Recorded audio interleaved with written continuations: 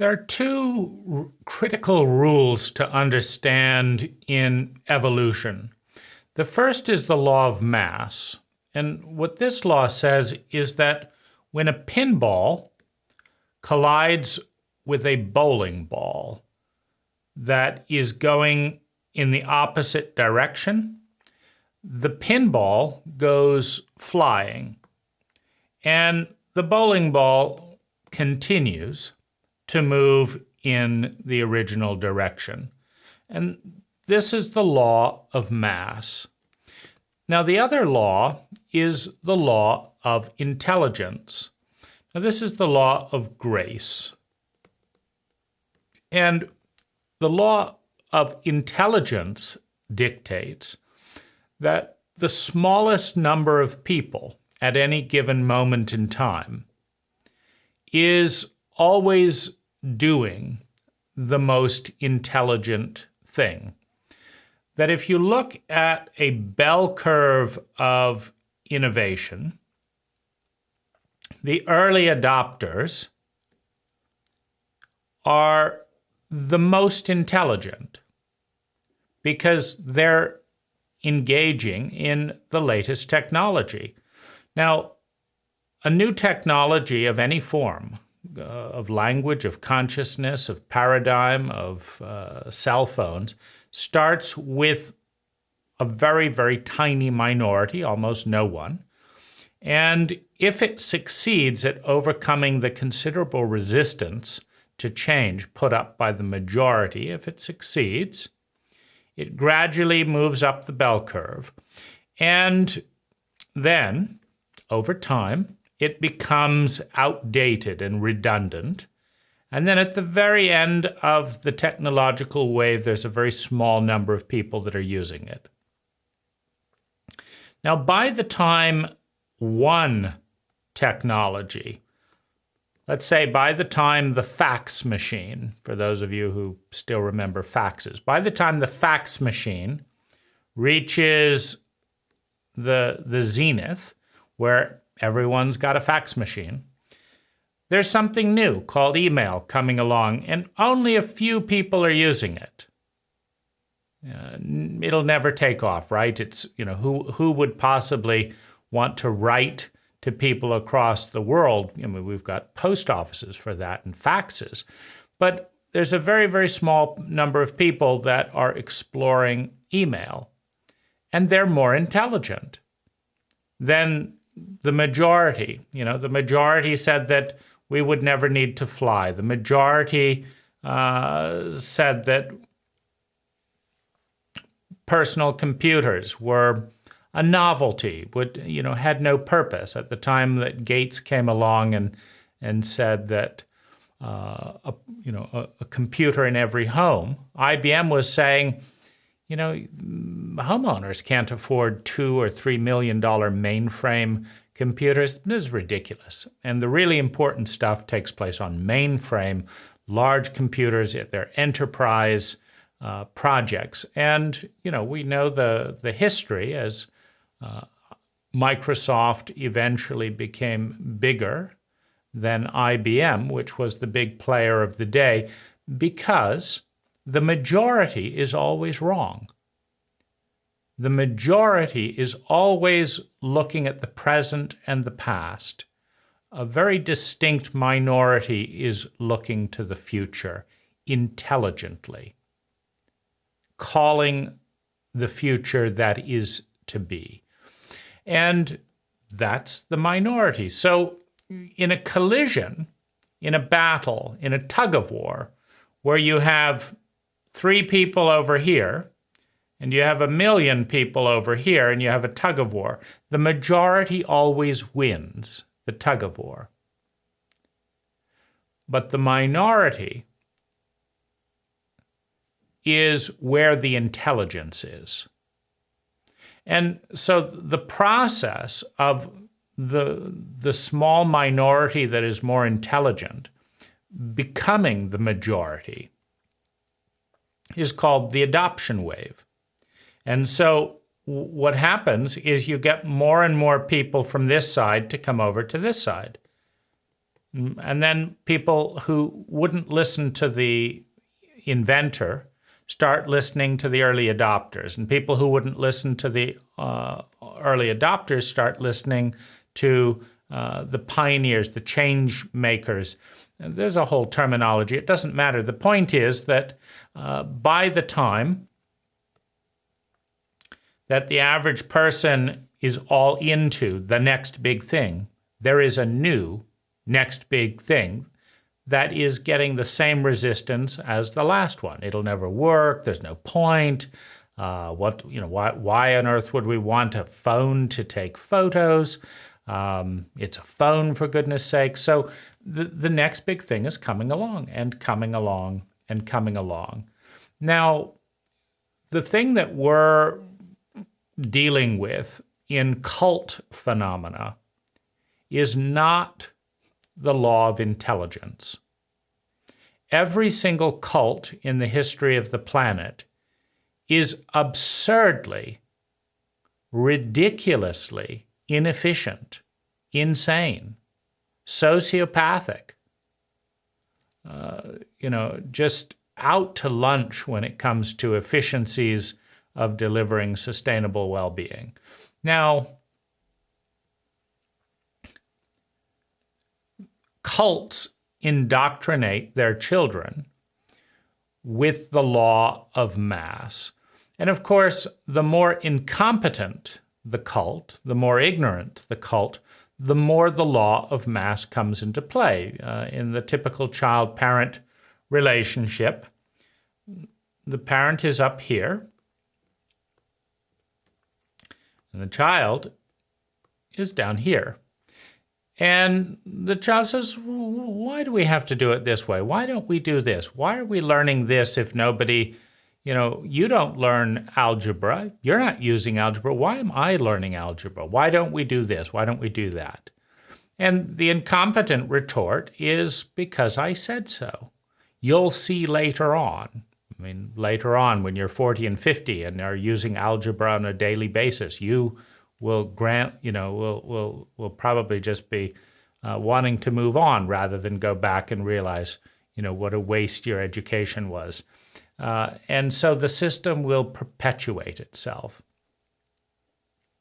via the law of mass. Now, why?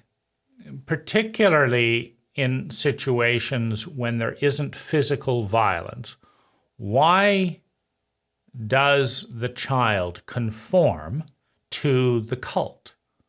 And this is really important to understand. Now, Abraham Maslow outlined the hierarchy of human needs, that every human being in the history of humanity has a series of needs. And the first one is survival. Then comes security of survival, and then comes love and belonging. Now, you can see that this is a progression, meaning survival is pretty basic, right? But security of survival is a higher dimension of survival.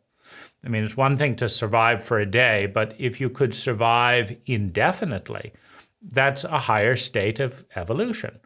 Now, love and belonging is not a wild divergence from survival and security. It is the next logical step. Because if you are surrounded by cult members in a cult that you depend on to survive and feel secure, because just think about it. Imagine, what happens with someone we label a criminal.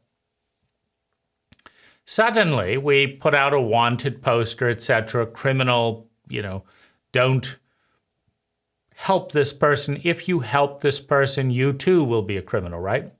Well, suddenly, people won't sell you a pack of chewing gum. So what are your options? You've either got to commit armed robbery or you don't go without your chewing gum. Not a big deal, but what about won't let you into a coffee bar to charge your cell phone, won't let you buy a battery, won't let you use your credit cards. if your cult refuses to cooperate with your survival, with your security, with your well-being, then the network effect of your cult collapses and turns against you. Now you've got tens of thousands of people turning you in, giving tips to the police, impeding you, not giving you what you want, trying to make life harder for you. In other words, if you've got 10,000 people trying to confine you or end your life, your odds of survival and security go way down. But if you've got 10,000 people who have an attachment bond, an identity bond with you, that are fighting for your well-being, your growth and development, your life just got a lot easier. And so love and belonging is the ultimate security of survival. Love and belonging is the holy grail of survival in a mammalian cult. And so every child is desperate, needs, as much as they need oxygen to survive, to experience security of survival, and then move to that ultimate security of survival called love and belonging. Now, what's love and belonging?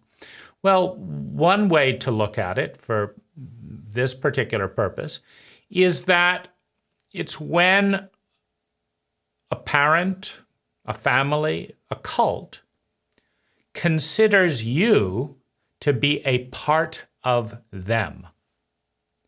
Now, why is this so important to survival and security? Well, imagine that this finger wants to survive and wants to be secure in that survival.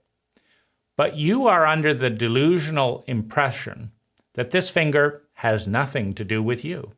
It's not part of my body. I have nothing to do with it. Do whatever you want with that finger. Well, you don't curl the finger up if a fast-moving object is moving by. You don't duck the finger if a bullet is going this way. If the finger gets cut, you don't bandage the finger because you're operating under the delusion that this is not your finger. Well, belonging is the same thing. If someone belongs, then if you mess with my son, if you mess with my daughter, you're messing with what? Me. So what is the child getting? The protection of a giant. The child is the small one. The grown-ups are the big ones. Now, if you can have 3, maybe 4, maybe 5 or 6 giants protecting your existence, where somebody messes with your little 6-year-old body, your 5-year-old body, and you've got a circle of giants that will treat an infraction against you with the same seriousness as someone slapping them in the face. Now that's security of survival. And so a child wants to secure love and belonging and experiences the catastrophe, the trauma of being sold out, of being disowned by their cult leaders, by their parents. When a parent, rather than protecting the child, sells the child into prostitution. When, rather than protecting the child, the parent blames the child for their fault, looks to the child to protect them, it's a traumatic event. Why? Because survival and security probability is collapsing as a field. The probability field of that child surviving is plummeting. This is why love and belonging is so important. Now, there's a price to be paid. Milton Friedman says it best. There's no such thing as a free lunch, and there isn't. And so what does a child have to do in order to secure survival, security, love, and belonging? Well, one of the main things they have to do is conform. So the giants operate within a cult. And if they do not conform, if the giants do not conform, that are your parents, your family system, if they don't conform to the cult, if you're living in a Muslim cult and you don't wear the headdress, well, the larger giants, that cult does not own you. May sound good, but they disown you. You're on your own. You may be met with hostility, the hostility and fear that is directed towards the other. The box is the identity, the pattern of thinking, feeling, speaking, doing, and being that the cult identifies with and says, this is us. Now, if you don't conform to the identity of thinking, feeling, speaking, doing, and being given by the cult, if you don't conform to that, then the cult says, you're not one of us. Okay, big deal. So what? You don't belong. We don't love you. We don't want you. We will not protect you because you're them, but we're us. It is the difference between life and death in so many situations throughout evolutionary history. Are you one of us that we will protect with our own life, with our own money? Or are you one of them that we do not love, that does not belong here? You do not belong here is the curse that diversity, that minorities have received throughout history, and it is often a death blow. You don't belong. Why? Because you're different. We think this, but you think that. You don't belong. We do this, but you do that. You don't belong. We feel this, but you feel that. You don't belong. And because you don't belong, because you're not one of us, we will not sacrifice our food, our time, our bodies, our goodwill, our prayers, our creative efforts, our resources. We will not sacrifice them for you. You are the other. You have been cast out of the circle. You're facing the wilderness alone and without backup. You're now the easy prey.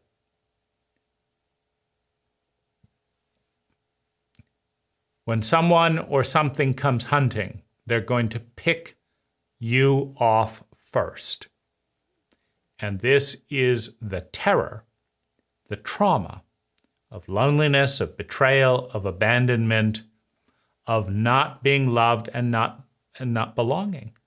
And this is why betrayals by the giants, be that your government, be that your family system, be that your older brother, be that your parent, betrayals, being outcast by the system, is a traumatic, visceral experience that says, I may not make it because who I am, my identity, my pattern of thinking, feeling, speaking, doing, and being is not welcome.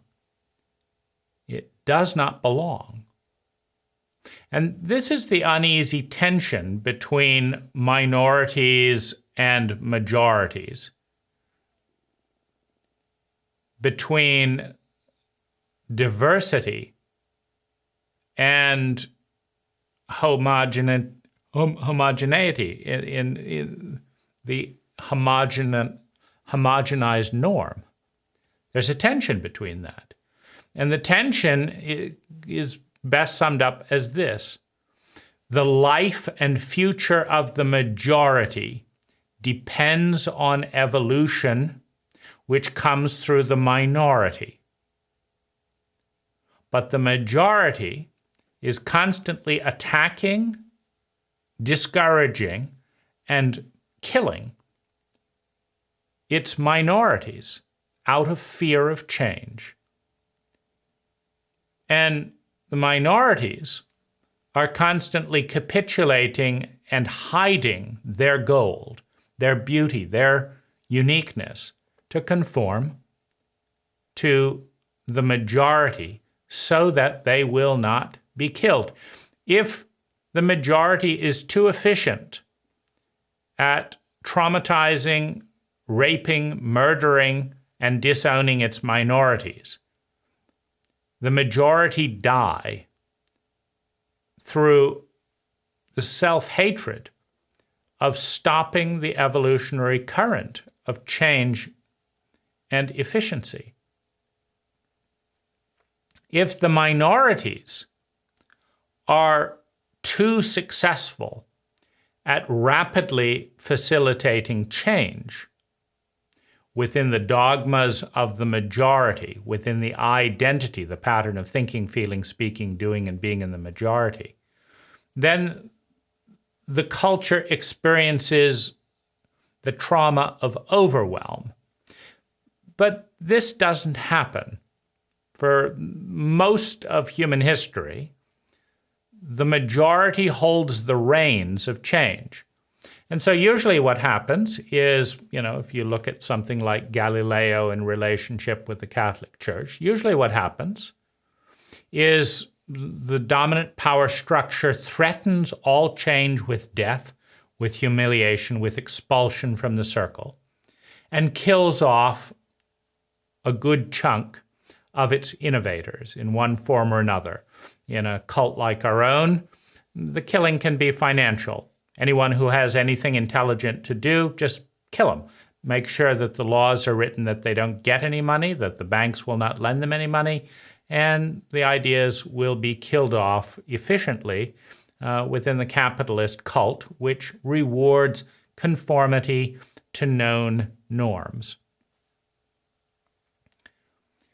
So usually what happens is the cult attacks and kills off its minorities as long as it possibly can, shaming them, humiliating them, lying to them, casting them out.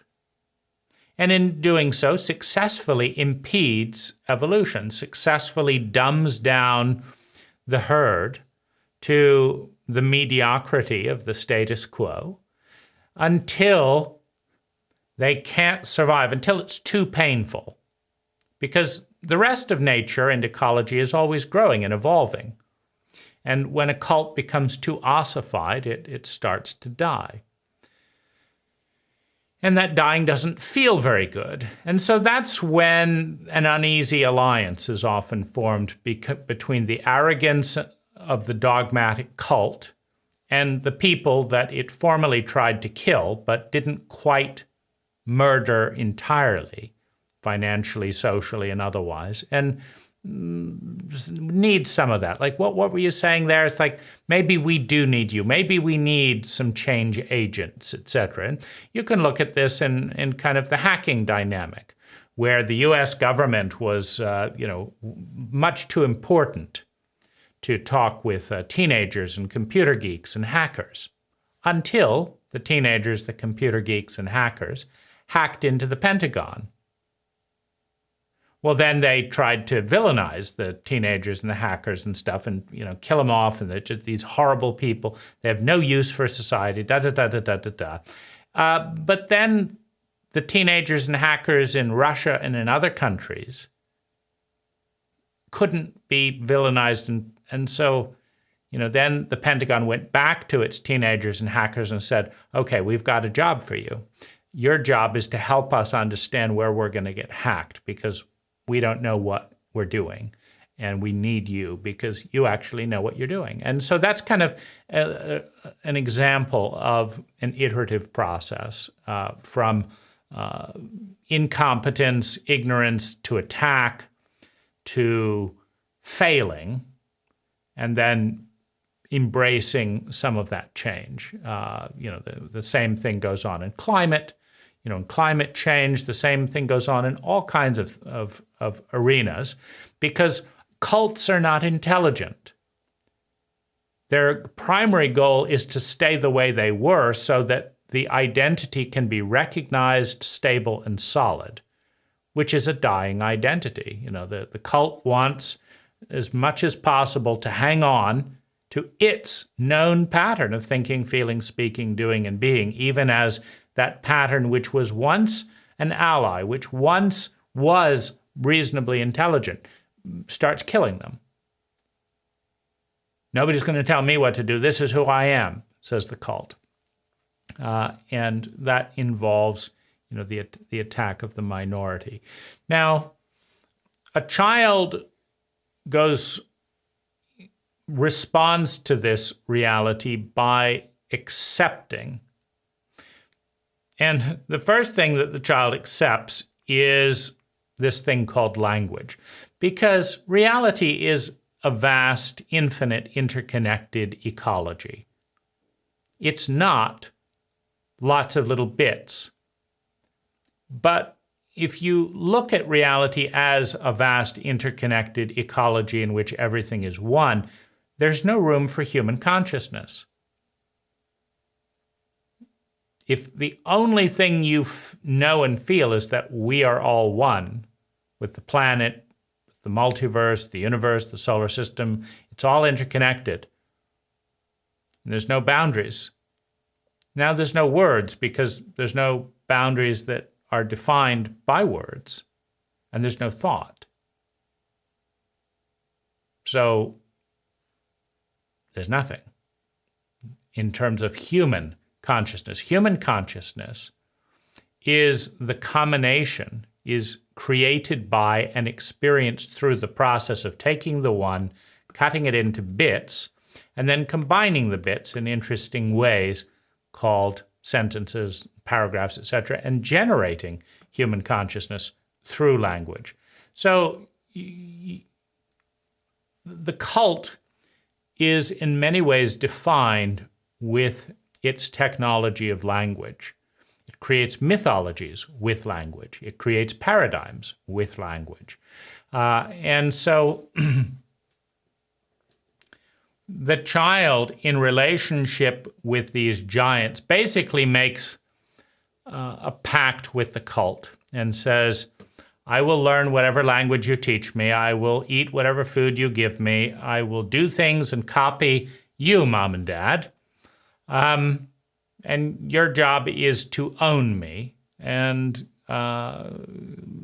help me belong here so that my survival and security goes up with this phenomena called love and belonging. Now, this law of mass dictates that this will happen with every child. Now, the trouble is, in the insanity of the cult, that words are boxes. That's a word. You can call it love, for example. And here's another box over here called money. Okay. So among the more important words in our cult, in our language, love and money. But these are just sounds, right? They're just words. And they, of course, exist in polarity. And before you can get love, you have to take the one, you have to divide it into what? Love and maybe hate.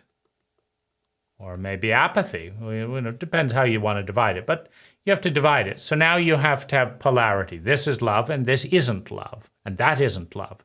And that's because you can't have a meaning without having what is not the meaning. The whole point of language is to divide the interconnected whole into bits. And in order to do that and stay sane, one has to pretend that the bits are disconnected from one another. This is this bit, and this is this bit. That's not that bit, and that's not that bit. Of course, that's the lie, because if you follow the data and the science, you cannot have one without the other. And if you cannot have one without the other, then they are not separate. Duh. If you divide the whole into love and hate, you cannot have love without hate, and you cannot have hate without love, because you are defining the polarity in relationship with its polar opposite. That's what you're using to say this is this and that's not this. But if you depend on your polar opposite for differentiation, you have a relationship between the two poles. And if there's a relationship between north and south, then you cannot rationally hold the position that the north is truly the opposite of the south. If the one cannot exist without the other, you have to see that they are in fact part of an interconnected whole. But we do it anyway, because why? It gives birth to human consciousness, and that's the purpose. The purpose is not to have rationality around all of this. The purpose is to evolve our own sense of consciousness. So whatever behavior gets thrown into this bin called love, that's what the person's body is going to respond to. If someone says, slaps you in the face and says, "Don't ever say that again because I love you." Well, that body slap gets thrown into the bin called love. The lecture gets thrown into the bin called love. And then someone kisses you, and that gets thrown in the bin called love. And then someone says, "Don't be happy. Don't do what you want. I love you. Stay near me and be miserable." And so sacrifice gets thrown into the bin called love. And then money, what gets thrown into the money bin? Well, money is the root of all evil. That gets thrown in there. Money is for greedy people. That gets thrown in there. Money is good. Greed is good. That gets thrown in there. Rich people are jerks. That gets thrown in there. Then rich people are successful. Money is important. That gets thrown in there. And so, we fill these boxes, these symbols, with all of the detritus of paradoxical, complex thinking in the cult. And we don't have a very neat equation. Money is the root of all evil. Money is valuable. Rich people are jerks. It's not all about money, but it's all about money. Well, who's on the Forbes 400 list? Who has this? Who has that? Who has more money than that? It's not about money. It's just we do nothing but talk about who has more money than who, and who's the richest person. It's not about money. It's just who's the richest person in money in the world. Oh, it's this. Now it's this. Now it's this. We have to discuss this. It's not about money, but we have to discuss it, right? And so you have all these paradoxical things going into this mix of, in this case, love and money. Now, the same is going on in all the other words. All the other words are this means this. And see, the cult never has a clean relationship with language. The cult is a cheater. It's unfair. It's not scientific. And if we take away, for example, let's take dirt. Some of these things are very, very odd. So let's take dirt. Dirt, scientifically, is the root of all life.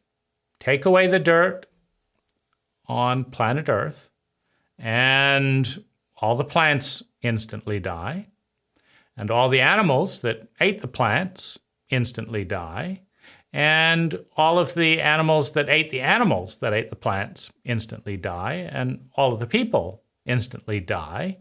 And that's the end of life.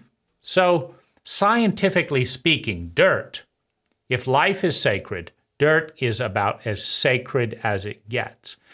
It's the root of all life, dirt. However, cults don't play by the rules. Dirt is sacred. It's the root of all life. Being dirty is bad, is not close to God. Cleanliness, clean of what? Clean of dirt, is close to godliness. Being dirty, oh, you don't want to be a dirty woman. You don't want to be a dirty girl. That's bad. And God likes the good one. Now, God likes life, and dirt is the source of all life. But to be dirty, oh, that's just terrible. And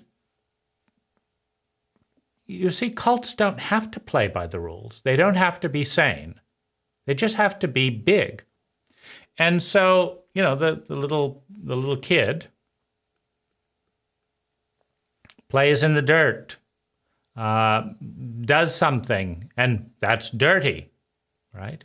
You don't want to be dirty. Well, there's nothing wrong with dirt. What you don't want to be is targeted for ostracization and trauma by your cult, by your family. That's what kids are scared of, and rightfully so. You know, if because you're doing, you see, the cult gangs up. The cult has a whole circle, a whole chain of bullshit to line up around this one little person. Don't do that, don't do that. Everyone said, don't do that. It doesn't matter if it makes sense. What makes sense is to go against the cult, is to court death. So the first, brainwashing and stuff that the cult does is it tries to convince you that some words are better than others. To be kind is better than to be cruel. Well, why aren't you helping the homeless? Well, no. To be kind to our types of people, or and most of it just doesn't make any sense at all. You can't even explain it. But don't talk back because I said so. I'm your parent. We know best because we love you. These are all the hooks that are just pummeled on the rational brains of our younger generation, just to get them to shut up and do whatever they're told to do so that they don't get punished. And so, having cut the world up into language, the cult proceeds to irrationally push that half of the world, half of any of the polarities, that white is better than black, that up is better than down, that God is better than Satan, that men are better than women, that whites are better than blacks, that to be rich is better than being poor, that to have this is better than having that, to be a Christian is better than to be a what? So, having cut the world in half with language, the cult tries to indoctrinate its people that half of the world is better than the other half. Now, a scientist is not necessarily on board with this, because if you take 100 people that are functioning in an ecological whole and you cut them in half, then you give them a rope and you say, half of you pull this way and half of you pull that way, nothing gets done. It's incredibly inefficient. And it's built on a lie. But the kid can't question the lie. So the kid is, first of all, indoctrinated into the knowledge of polarity. But then they're indoctrinated into the cult memes, the cult bias, the cult chauvinism that says that this half is better than this half. And you're part of this and you're not part of that. To elevate the mind is more important than the body. The righteous man and the sinner of the snake and the woman. It's nonsense. It's utter nonsense. But the kid cannot fight with an ignorant herd of giants. And they don't. So the giants cram in the message that to be dirty is bad. How do they do it? They hit you. They traumatize you. They shame you. They humiliate you. See, so-and-so? That's dirty. You don't want to be humiliated and traumatized. No, I don't want to be humiliated and traumatized. You don't want to be beaten. You don't want to be talked about in front of the classroom. No, I don't. Well, that's the bad one. And if you want to be the good one, you have to do like this. So basically, through traumatic association, what's dirt and dirty? They're just sounds. The actual raw material of dirt and dirty is life, the seed of all life. And it's rather interesting if you look at the Western cults in particular. So dirty is a curse word. So what are the other curse words? Fucking, right? And shit. Now, what do fucking, shit, and dirt all have in common? Well, dirt is the source of all life. If you take away all the dirt on the planet, all life ends. Fucking is the source of all life. You take away all procreation on the planet, plants no longer give birth to other plants, don't pollinate each other. That's the end of all life. And shit, what is shit? Fertilizer for life and dirt.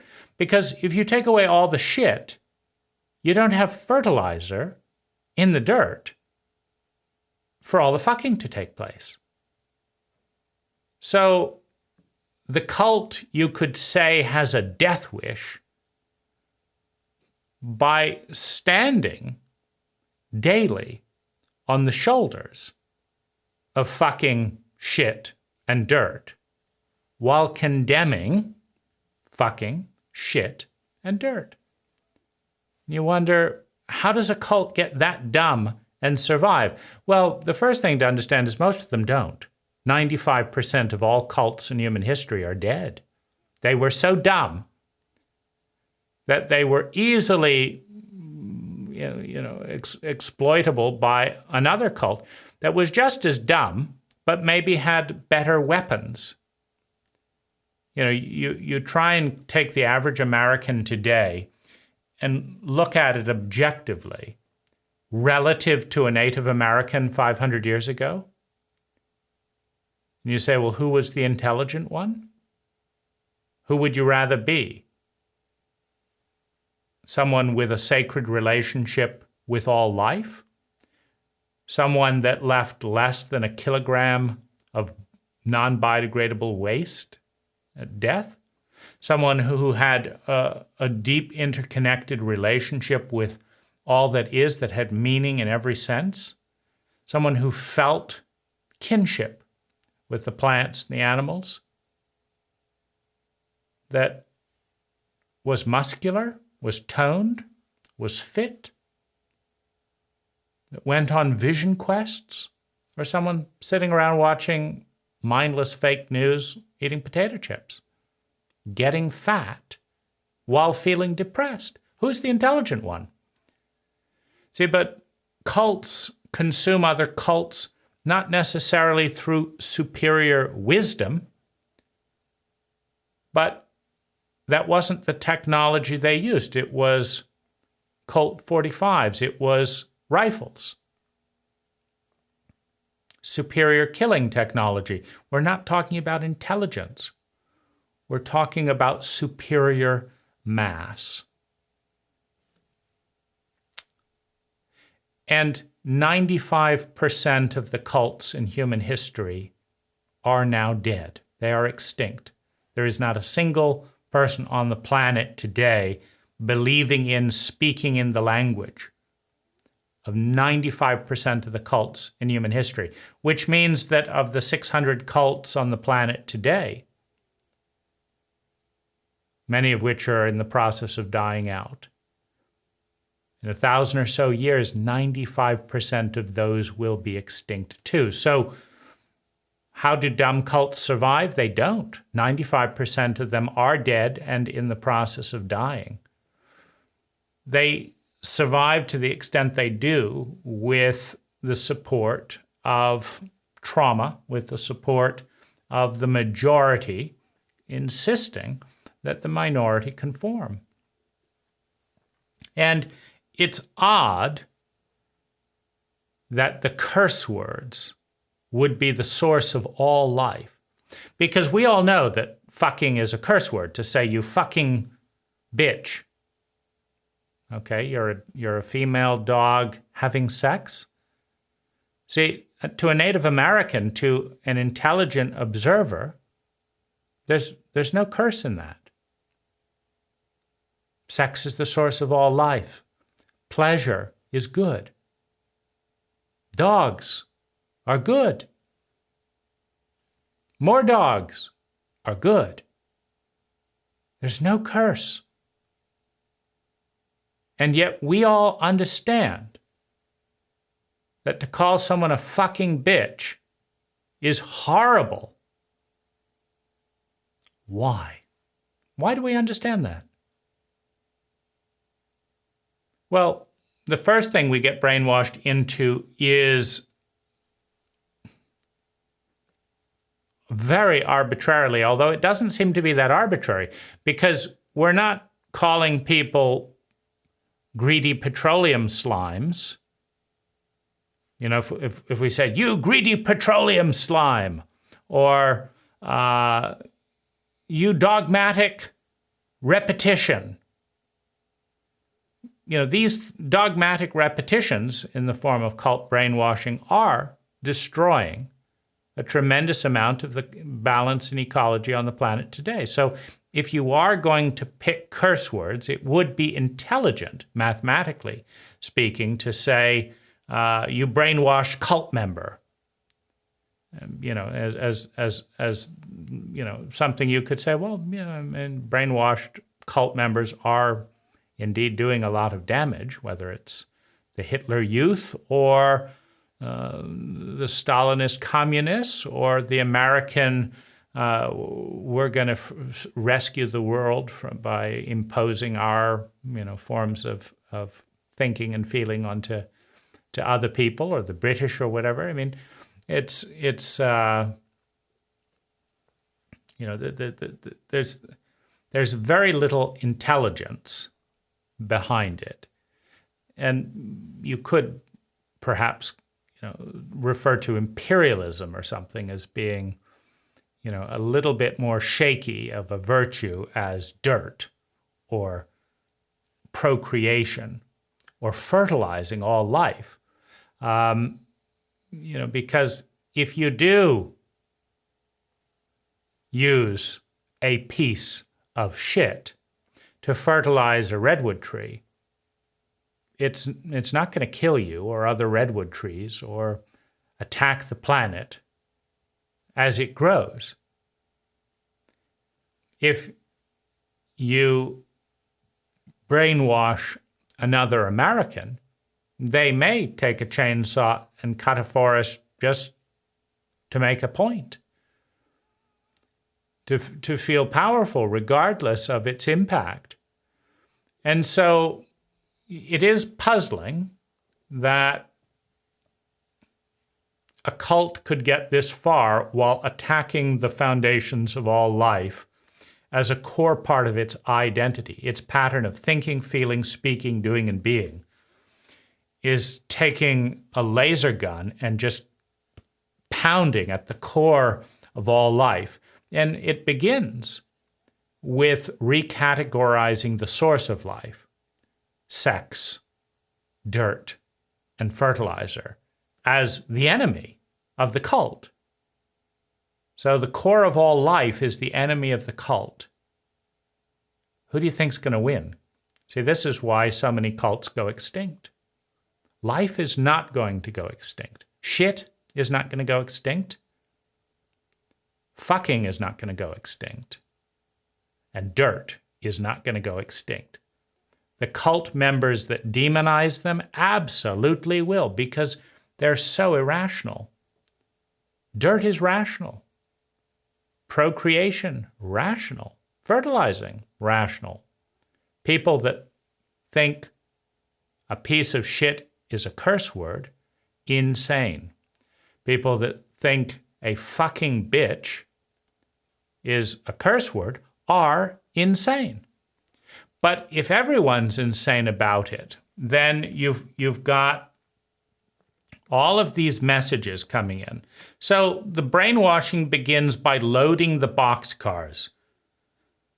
That's dirty. Ooh, that's dirty. Oh, that's dirty. Now, how do you manage to convince kids that dirt is a curse? Well, you see a little bit of dirt on them, and you hold your nose, you tease them, you humiliate them, you say, we don't do that around here. You basically communicate to the kid, if they want to belong and survive, they have to agree to dissociate from the core of their existence, from the source of all life, which is dirt. Otherwise, they will be cast out of the family. And if they're cast out of the family and humiliated in public, etc., their identity, they will experience trauma knowing they can't survive. And so the kid that starts by retaliating and fighting for his own sanity, eventually looks down and says, what do I have to say? I'm sorry. I'm sorry I was so intelligent to question the bully with the body 5 times bigger than me. What dumb stuff do I have to agree to belong to this cult? And that's when it gets spelled out. So after this, so now dirty is bad, ugly, rotten, blah, blah, blah. Okay, so now that's the meaning of dirty. The child capitulates into acknowledging that dirty is bad. Well, then the cult does another thing. It says that bad things have to be punished, they have to be humiliated, they have to be attacked, they have to be da-da-da-da-da-da-da, because they're dirty, they're the source of all life. We have to shame and humiliate you because you've got the source of all life. And then it becomes a metaphor. If fucking isn't a curse word enough, you're dirty because you fucked, right? You're dirty because you fucked. You're the source of all life because you're the source of all life. What's the problem? Well, the problem is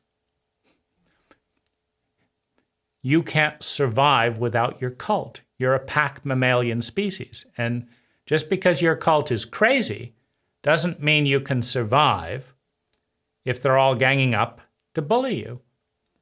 And so the cult uses the law of mass, not the law of intelligence, to split the world in half.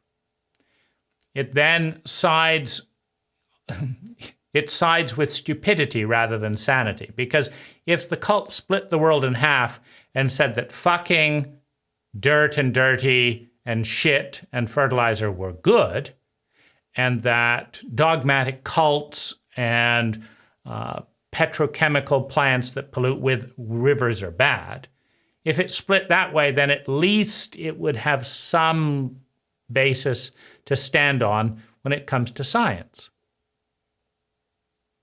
Because any scientist, even if they're brainwashed cult members, will tell you the truth if you ask them. What would happen on the world if we got rid of all the dirt? What would happen in the world if we got rid of all the fucking? And what would happen to the world if we got rid of all the shit? All the leaves are shit from trees. Fruits are shit from trees. Carbon dioxide, that's shit from lungs. Shit is the release. It's the exhale of energy. You get rid of all of it, there's no more inhale. You get rid of the exhale and the inhale, and all life stops. And so a scientist will admit it, and then they'll go home and tell their daughter they're dirty because they fucked so-and-so who is a jerk, whatever. That's the bit that requires a lot of brainwashing to keep a straight face around. Now then, so we've got us into the descent into madness of cutting the world in half and then picking the wrong half to demonize relative to science. We've then got that heavily brainwashed, and then we've got another huge sell to make, which is to say that if you deviate from the cult, if you are a dirty bitch, if you fucked, if you're a fucking bitch, if you're this, if you're what. So, of course, the cunt, the vagina, and they're just sounds. So the vagina is the source of all life. All of the men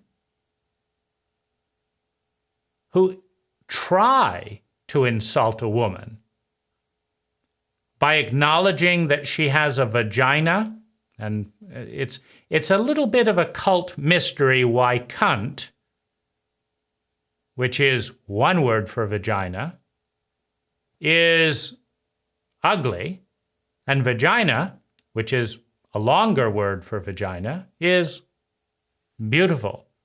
But they're both dirty. I mean, who comes up with this nonsense? But it affects us deeply because it's brainwashed nonsense. And all you need to have brainwashed nonsense rather than lunacy that you laugh at is a circle of giants around you that threaten to traumatize you if you do not toe the party line. So you have the absurdity.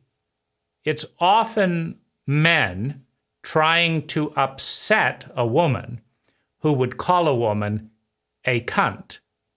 So they're saying that basically you're a vagina. Well, it's partially true. But the joke is, every single one of the men are insulting their birthplace just like they do when they insult soil.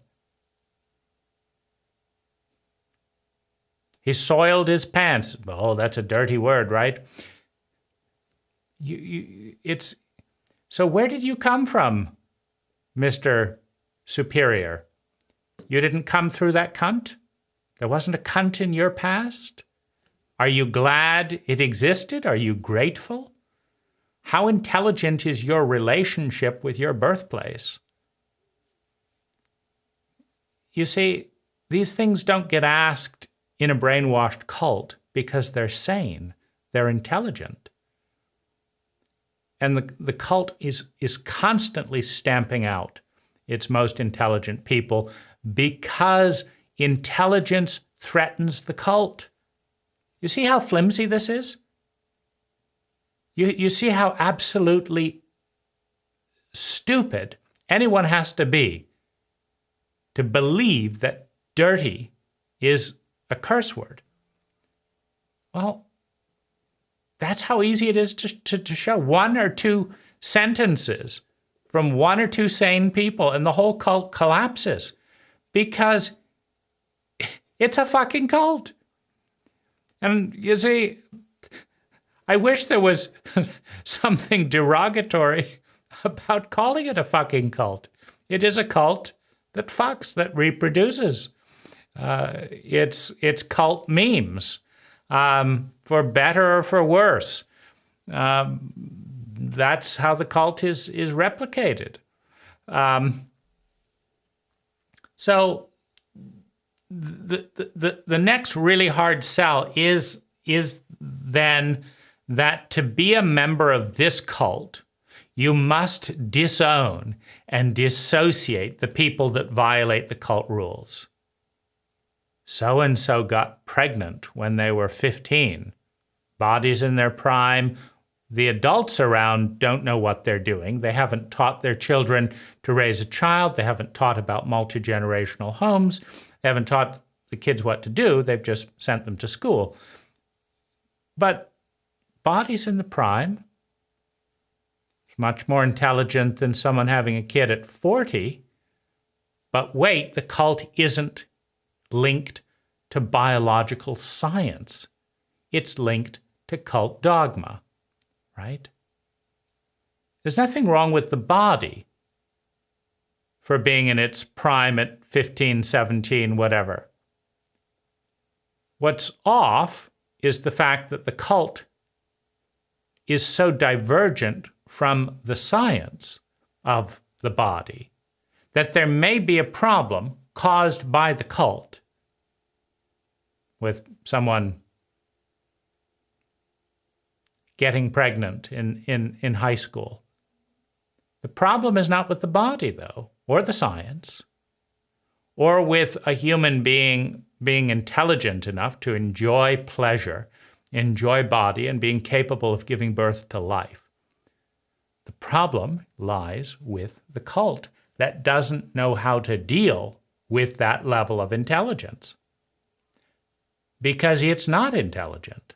It will tell you, stay away from all this, and don't do this, and don't do that. Now, if you believe, because you're bullied and brainwashed into it, that a cunt, that a fucking bitch, that a dirty girl, that a dirty boy, that a creep, basically anyone who's interested in other people, that a weirdo, right? In a cult with materialist, reductionist, sociopathic tendency, it's weird to be really interested in other people. So, let's make sure, like, if I want to be viewed as a really horrible person in the United States, all I have to do is show interest to children in the parks. Because if I ignore the next generation completely, then I am a normal sociopathic member of the cult. But if I show interest and empathy or tenderness towards the next generation, in about 10 seconds, I go from being normal to weird in a dangerous way. Why? Because you're interested in our kids. You're being kind to our kids. You're relating to our kids. And just as we hate dirt, and just as we hate fertilizer, and just as we hate the procreation process of all life, we hate it when you show interest in children. Now, if you go out to a shooting range, if you're sitting there watching TV, that's normal, that's fine. Show interest to children? No. So when you're cross-wired against the science and against all life, you're in trouble. You're doomed as a cult to fail. Because the universe doesn't give a hoot. We would say give a shit, but shit is not a derogatory word, nor is hooting. I mean, see, this is the joke of the cult. There's nothing wrong except the cult's belief that there's something wrong. There's nothing wrong except the cult's fixation with its war against all life, beginning with deriding procreation, dirt, and fertilizer. And then moving on to anyone else who's, enjoying themselves too much, learning too much, expressing their natural tendencies to diverge from the majority. And then once the cult protocol has been set, like you look at high school, it's the training ground for a lot of this dynamic.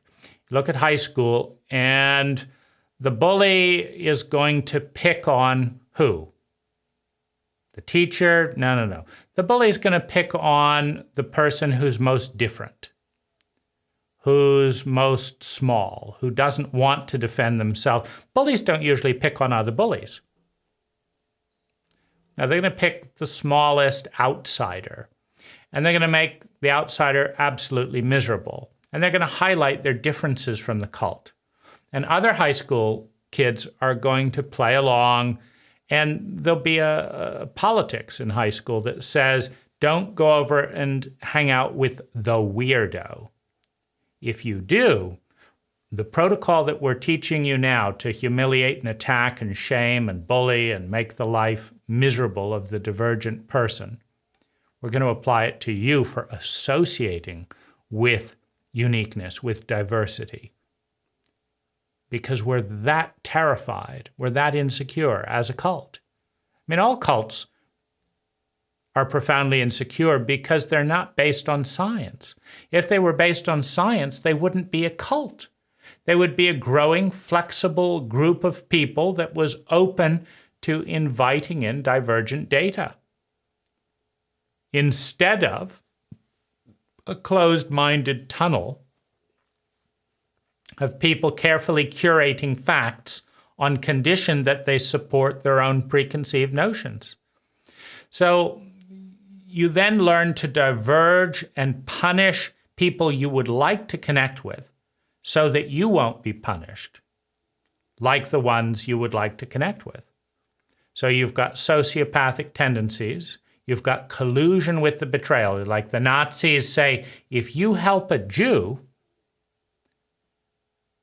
now you're going to be treated like the Jews. So first you have to say that Jews are bad.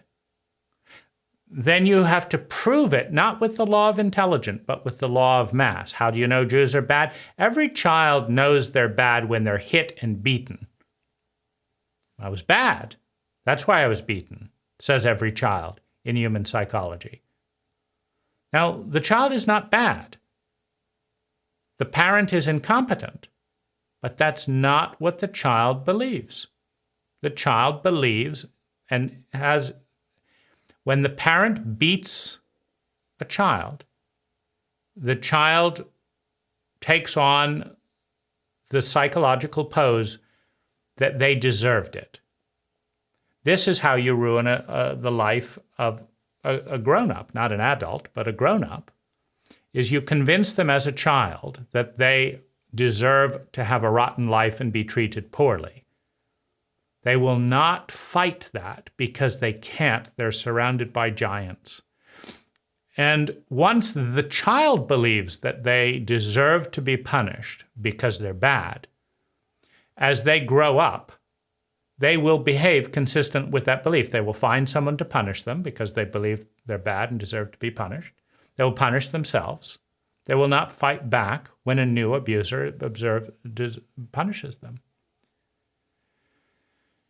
And so that's the last straw in the fallacy of the cult, which is to say that now that we've established that these things are bad, to then make an irrational case that that which is bad should be isolated, punished, killed, humiliated, shamed, tormented, etc. And then we project this onto the deity. So we say homosexuality is bad. Why? Because it's different. What's wrong with difference? Well, how can we maintain we're so dumb that our cult might fracture if we allowed that there was more than one type of person? It's like, how do we know that we'll lose our sense of identity? I don't know how to hold an identity where there's some people like this and some. It's too complicated. So what do we do? Well, people are going to be like the majority of us, and if they're not, we'll kill them, we'll humiliate them, we'll tell them to shut up. Well, what if they don't believe us? What if they don't want to? We'll intimidate them. We'll make up bullshit. God will burn you alive for eternity for being different than us. God created everyone, but he created you to be burned unless you hide in secret and don't threaten me with the fact that you're a different person, and how do I know who I am, right? So it's important to understand that the majority are always wrong, and the majority are always stupid relative to a distinct minority. And as far as things can be said, that will continue to be the case. And it's worked so far, meaning the majority so far has not killed off enough of its minorities that the minorities didn't rescue it from one pitfall after another that is a natural byproduct of ossification and dogma. So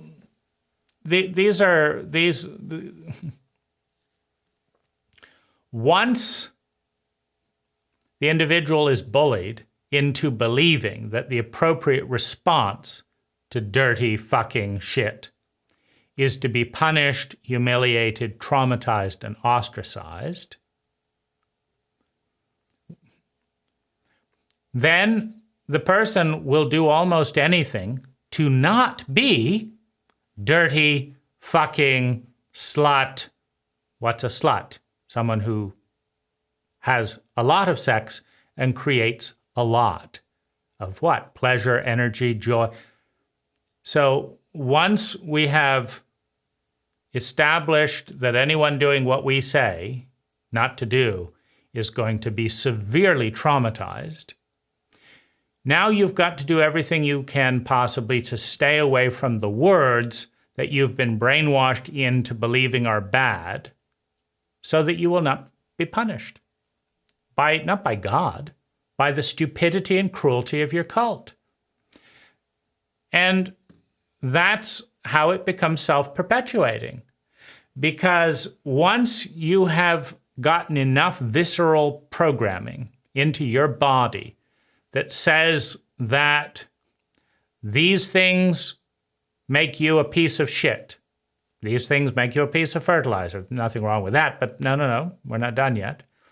If you're a piece of shit, we are going to hit you, shame you, humiliate you, and punish you. Why? Because you're a piece of shit, but I'm not a piece of feces.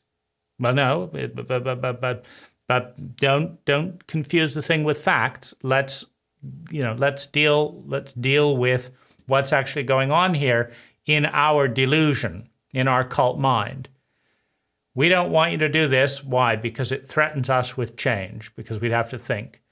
And then you'll now do anything possible to avoid being called a piece of shit. I'm not a piece of shit. I didn't do that. I wasn't hanging out with the losers. I wasn't doing this. I wasn't smoking plants. I wasn't doing it. And now you're acting insane to avoid being severely traumatized by your cult. Now, as soon as you've got this association with giving pleasure from one man to another, or smoking some plant called marijuana instead. No, smoke tobacco. Oh no, we've changed our mind about that.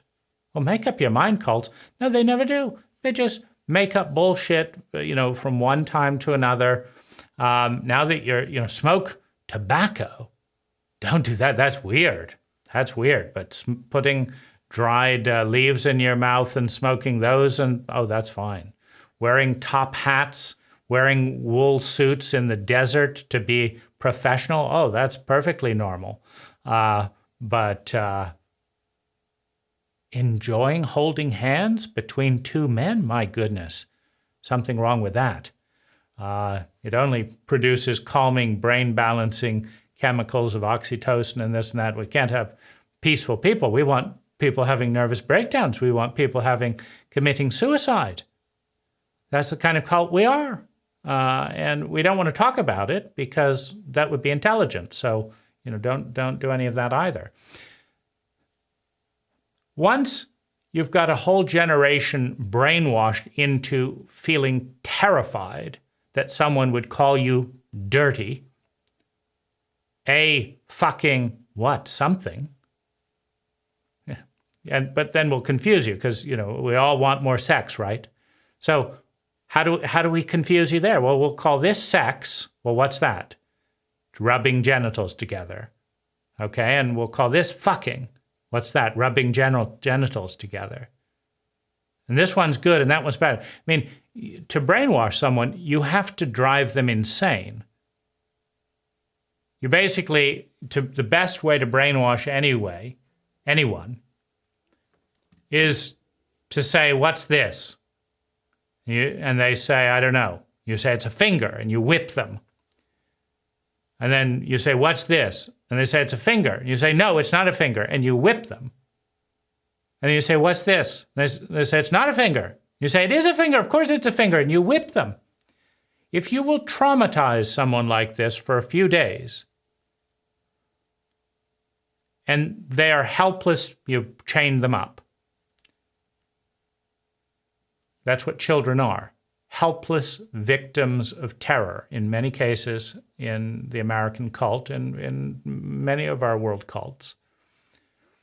If you will create powerlessness and helplessness through the law of mass, not the law of intelligence, the law of mass,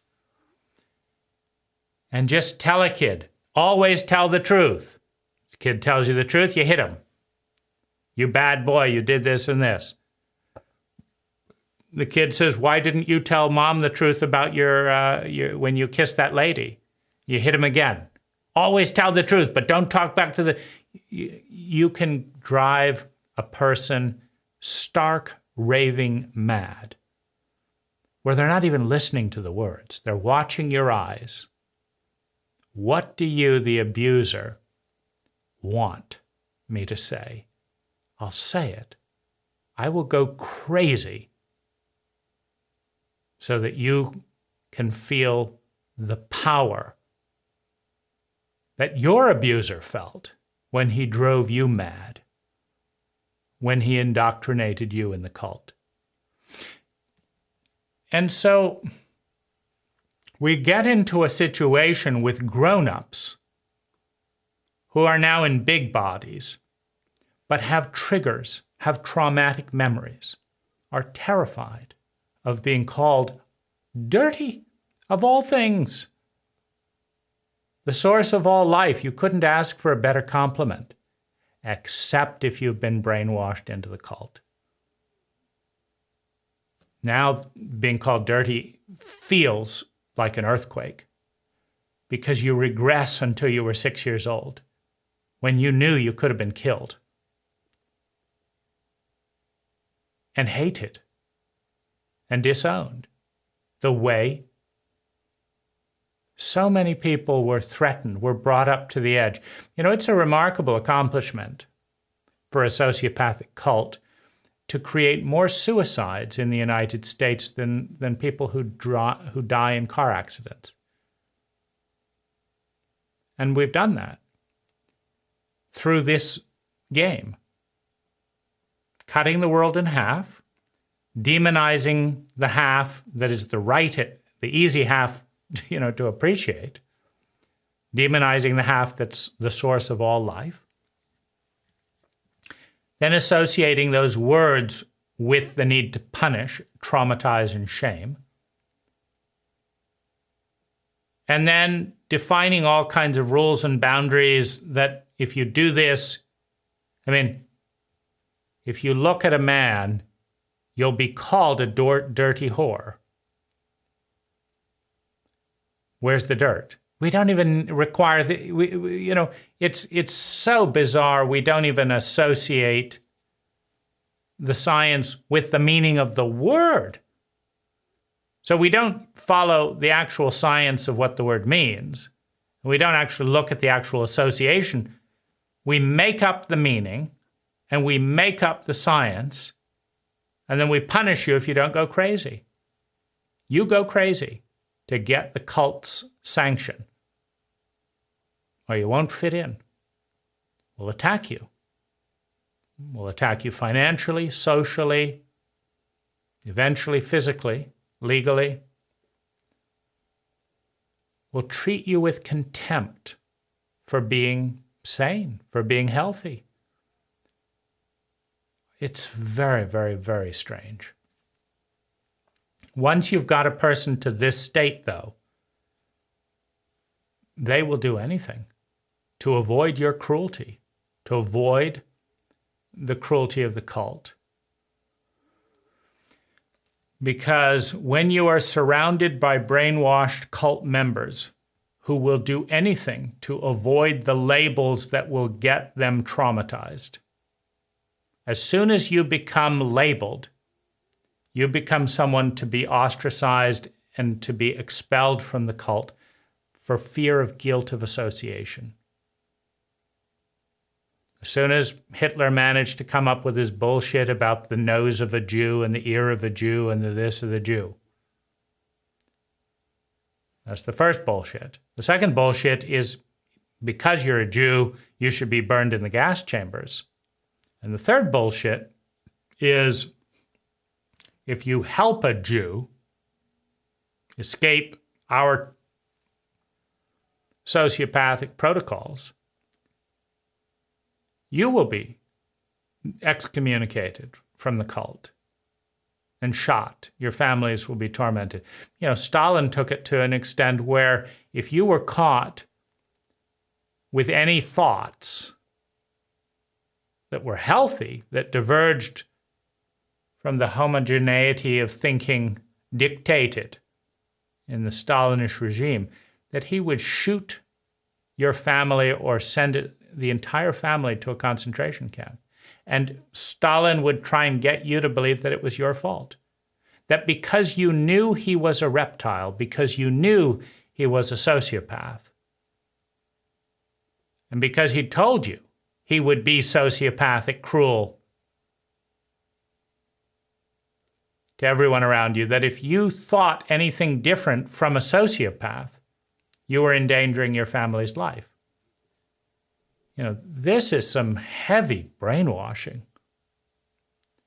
And we live in a sociopathic cult that is brainwashed up to here against diversity, against minorities, against intelligence, because everything we've talked about here is intelligent.